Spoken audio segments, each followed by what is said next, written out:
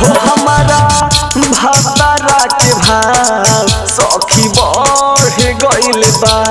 हमारा भातारा के भाव सखी बढ़ गइल बा। कि कबनो सहमत से गाड़ी जाके लहर गइल बा।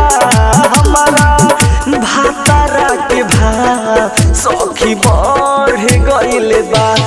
हमारा भातारा के भाव सखी बढ़ गइल बा।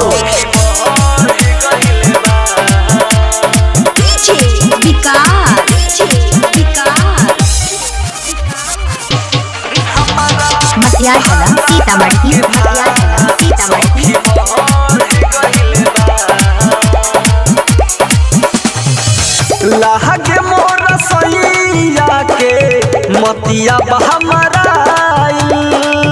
के तनो हो पकड़ी नाही बदले ये स्टाइल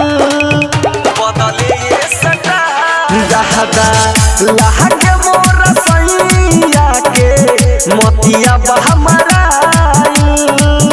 के तनो हो पकड़ी नाही बदले ये स्टाइल। सभे कहे सब हांगे बिगड़ गइल बा। हमारा भातारा के भाव सखी बढ़ गइल बा।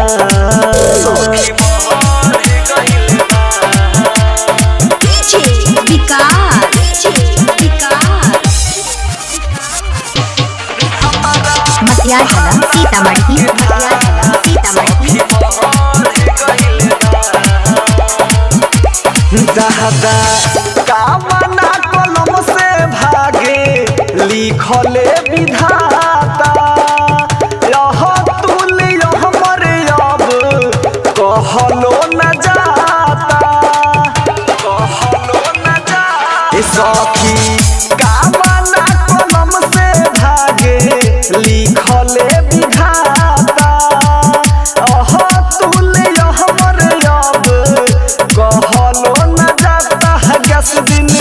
गोल्डन हाथ से निकले गइल बा। कलुआ भातारा के भाव सखी बढ़ गइल बा। हो हमारा भातारा के भाव सखी बढ़ गइल बा। हमारा भातारा के भाव सखी बढ़ गइल बा। कि कबनो सहमत से गाड़ी जाके लहर गइल बा। हमारा भातारा के भाव सखी बढ़ गइल बा। हमारा भातारा के भाव सखी बढ़ गइल बा। Digital recording studio Kaithwalia.